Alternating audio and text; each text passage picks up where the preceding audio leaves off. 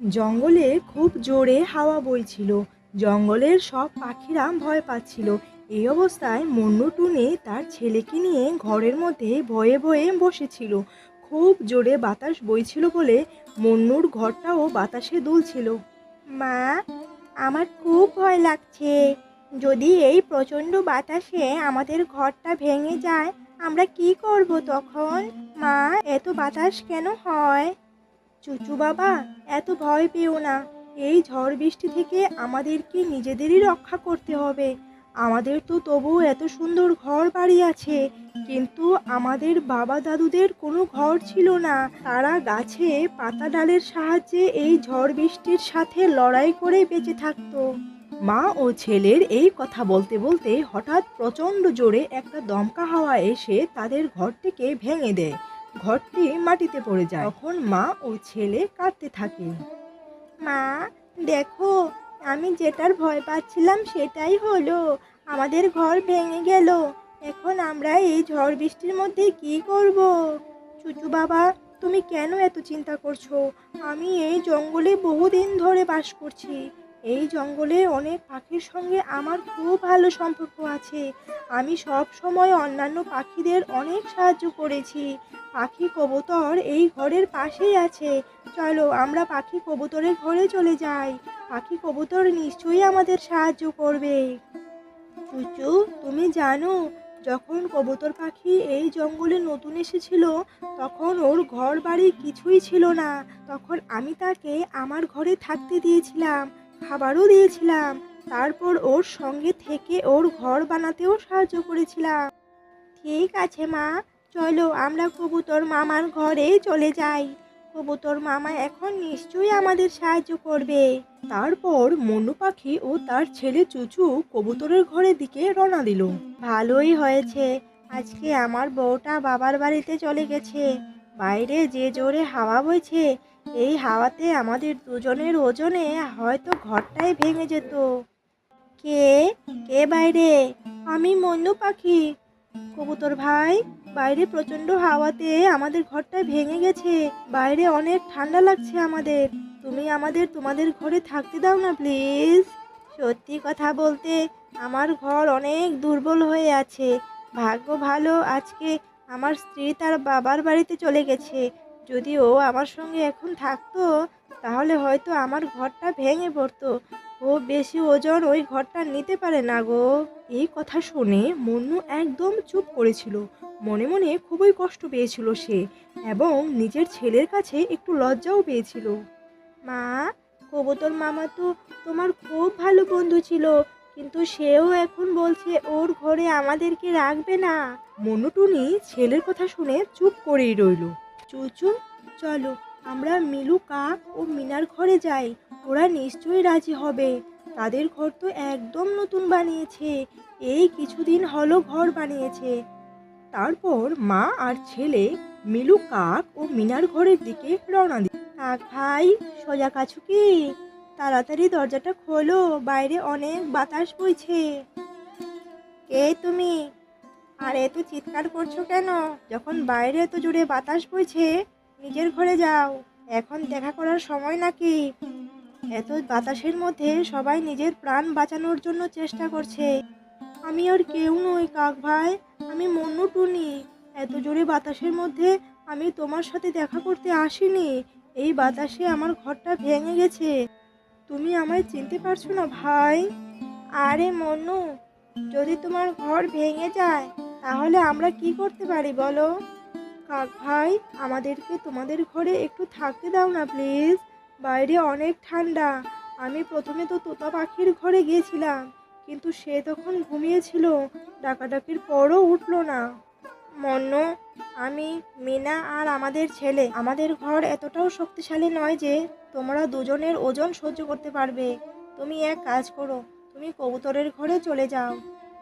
আমি গিয়েছিলাম ওখানে ভাই, কিন্তু কবুতর ঠিক এই কথাই বলেছিল যে ওর ঘর খুব দুর্বল, খুব বেশি ওজন ওর ঘর সইতে পারবে না। দেখো, আমরা মা ছেলে কত আর আমাদের ওজন হবে বলো? আচ্ছা, তুমি এক কাজ করো মন্নু, তুমি তোমার ছেলেকে আমাদের ঘরে পাঠিয়ে দাও, কিন্তু তুমি আসতে পারবে না। যদি তোমার ওজনে আমাদের ঘরটা ভেঙে যায় তখন কি হবে? ঠিক আছে মিনা, তুমি আমার ছেলেকেই তোমাদের ঘরে রেখে দাও, আমি গাছের ডালে বসেই রাতটা কাটিয়ে দেব। না মা, আমি তোমাকে এইভাবে একা ছেড়ে কিভাবে যাব ওদের ঘরে? চুচু, তুমি আমার কথা শুনবে না? আমি যা বলছি সেটা তুমি করো বাবা। কাক ভাই, তুমি দরজাটা তো খোলো, চুচুই শুধু আসবে, ঠিক আছে? কাক পাখি দরজাটা খুলে দিল।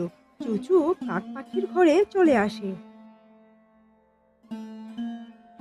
কোথায় বসেছো? আমার ছেলে পুটুর ঘুম নষ্ট হবে, তুমি ওই জায়গায় গিয়ে বসো, যাও। চুচু কাঁদতে কাঁদতে এক লাফে অন্যদিকে চলে গিয়ে এক কোণায় বসেছিল। যত রাত বাড়ছিল তত ঠান্ডা আরো বাড়তে লাগলো। তার উপর এত জোরে হাওয়া বইছিল যে ঠান্ডা আরো বেশি বাড়তে থাকে। মন্নুটুনি একটি গাছের নিচে চুপচাপ বসে কান্না করছিল।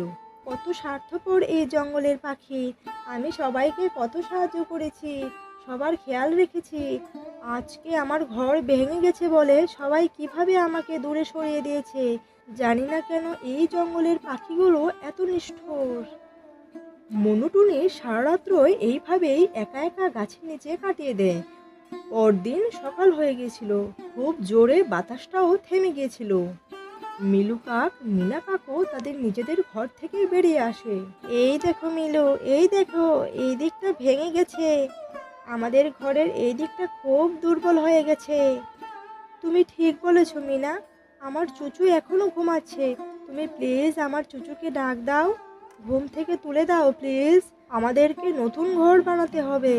মন্নটুনি, কতদিনের মধ্যে তুমি তোমার ঘর বানাবে? মিনা বোন, এখন তো অনেক কাজ বাকি আছে, 4-5 দিন তো লেগে যাবে ঘর বানাতে। মনু বোন, আমার তোমার জন্য খুব কষ্ট হচ্ছে, তুমি 4-5 দিন আমাদের ঘরেই থেকে যাও, তবে একটা শর্ত আছে। এটা তো অনেক ভালো কথা, আমার ছেলে এবং আমার অনেক সাহায্য হবে, কিন্তু শর্তটা কি বলো? তুমি ও তোমার ছেলে যতদিন আমাদের ঘরে থাকবে ততদিন আমাদের জন্য তোমাকে খাবার নিয়ে আসতে হবে। ঠিক আছে, আমি রাজি মিনা বোন। যতদিন আমি আমার ঘর বানাবো ততদিন রাতে আসার সময় তোমাদের সবার জন্য খাবার খুঁজে নিয়ে আসবো। একটু পর চুচুও চলে আসে। চলো চুচু, অনেক কাজ পড়ে আছে, আমাদেরকে নতুন ঘর বানাতে হবে। তারপর চুচু ও মন্নু টুনি সেখান থেকে চলে যায়। তারা সারাদিন ঘর বানানোর কাজ করতে থাকে, শুকনো কাঠ জোগাড় করে এবং কিছু লাকড়িও জোগাড় করে। ঘরের মধ্যে নরম তুলতুলে জায়গা বানানোর জন্য শুকনো পাতাও জোগাড় করতে থাকে। মা, কালকে তোমার অনেক কষ্ট হচ্ছিল তাই না? বাইরে অনেক জোরে ঠান্ডা হাওয়া বইছিল। না আমার সোনা, আমার তো শুধু তোমার জন্য চিন্তা হচ্ছিল। আমি তো আগেও অনেকবার এই রকম ঝড় বৃষ্টির মধ্যে রাত কাটিয়েছি। মিলু ও মিনা কাককে অনেক ধন্যবাদ, তারা তো তোমাকে তাদের ঘরে রেখেছে। মিনা বোন আজকে আমাকে বলেছে যতদিন না আমরা আমাদের ঘর বানাচ্ছি ততদিন আমাদেরকে তাদের ঘরেই থাকতে দেবে, আমরা তাদের ঘরেই থাকবো। কি কি বলছো? তোমাকেও থাকতে দেবে? কিন্তু একটা শর্ত দিয়েছে বাবা, যতদিন আমরা তাদের ঘরে থাকবো ততদিন তাদের জন্য খাবার নিয়ে যেতে হবে। এখন চলো বাবা, খাবারটা নিয়ে আসি। তারপর মা ও ছেলে সবার জন্য খাবার খুঁজতে থাকে। সন্ধ্যা নেমে আসে। চুচু ও তার মা কাক পাখির ঘরে চলে যায়। মিলু, মিনা ও তাদের ছেলে ঘরের মধ্যেই ছিল। আমাদের জন্য খাবার এনেছো তো? এই সবগুলো খাবার তোমাদের জন্য মিনা বোন, আমরা বাইরে খেয়ে এসেছি। মিনা কাক খুশি হয়ে যায় এবং তারা সবাই মিলে খাবারটা খেয়ে ঘুমিয়ে পড়ে। এভাবেই কিছুদিন কেটে যায়। মিনা বোন, আমাদের ঘর মনে হচ্ছে আজকে সন্ধ্যার মধ্যেই হয়ে যাবে, আমরা আজকে রাতটাই তোমাদের ঘরে থাকবো, কাল থেকে আমরা আমাদের ঘরেই থাকবো। তারপর মনু ও তার ছেলে সেখান থেকে চলে যায়। দেখো মিনা, মনু যদি ওর ঘর বানাতে না পারতো তাহলে খুবই ভালো হতো, ওরা আমাদের ঘরের এক কোণেই তো পড়ে থাকতো, কিন্তু আমাদেরকে খাবার খোঁজার কোনো চিন্তাই করতে হতো না, বলো? তুমি তো ঠিক বলেছ মিলু, ঘরে বসে বসে খাবার পেয়ে যাচ্ছিলাম। আচ্ছা চলো, আমরা এক কাজ করি, মিনু যে ঘরটা বানিয়েছে সেটাকে আগুন জ্বালিয়ে পুড়িয়ে ফেলি, তাহলে ও আবার আমাদের ঘরেই ফিরে আসবে, আবার আমাদের জন্য খাবার খুঁজে আনবে। হা হা হা হা, সত্যি মিলু, তুমি খুব দুষ্ট হয়ে গেছো। চলো আমরা তাই করি। অন্যদিকে মন্নু ও তার ছেলে সারাদিন কঠোর পরিশ্রম করে এবং নিজেদের জন্য খুব সুন্দর একটি ঘর বানিয়ে ফেলে। ঘরটি খুব মজবুত ছিল। মন্নু আর চুচু ঘরের পাশেই বসে গল্প করছিল। তখন সেখানে মিলু ও মিনার ছেলে পুটু চলে আসে। আন্টি, এই ঘরটা তোমার ঘর? হ্যাঁ পুটু, আমরা নতুন ঘর বানিয়েছি। আন্টি, আমি তোমাদের এই নতুন ঘরে একটু ঘুমোতে পারি প্লিজ? অবশ্যই পুটু, কেন নয়, তুমি ঘুমাও। আমি আর চুচু জল খাওয়ার জন্য একটু নদীর তীরে যাচ্ছি, এসে তোমাকে ডাক দেবো, কেমন? যাও, তুমি ঘুমাও। চুচু ও তার মা জল খাওয়ার জন্য নদীর তীরে চলে যায়। এদিকে পুটু মন্নুর ঘরে ঘুমাচ্ছিল। আরে মিনা, দেখো মন্নুর ঘর তো একদম তৈরি হয়ে গেছে। আমি দেখেছি ওরা এখন নদীর তীরে গেছে। আমরা এখনই ওর ঘরে আগুন জ্বালিয়ে দেব। ওরা এসে যখন দেখবে ওদের ঘরটা পুড়ে ছাই হয়ে গেছে, তখন ওরা আবার কাঁদতে কাঁদতে আমাদের ঘরে গিয়ে থাকবে। আমরা আবার ঘরে বসে বসেই খাবার পেয়ে যাব। তারপর তারা দুজন উঠতে উঠতে মন্নুর ঘরের দিকে চলে যায়।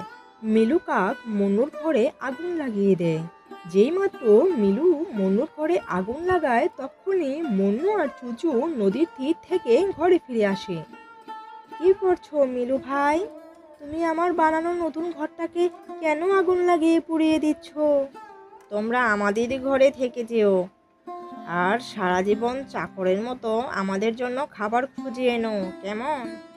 এইসব নতুন ঘর তোমাদের কিসের প্রয়োজন?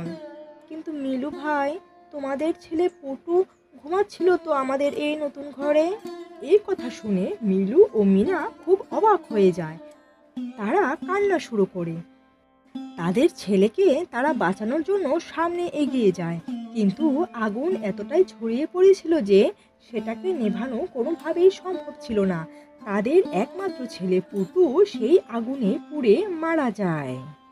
এই গল্প থেকে আমরা এই শিখতে পারি যে আমরা যদি অন্যের জন্য গর্ত করি, তাহলে সেই গর্তে আমাদের নিজেদেরকেই পড়ে মরতে হবে।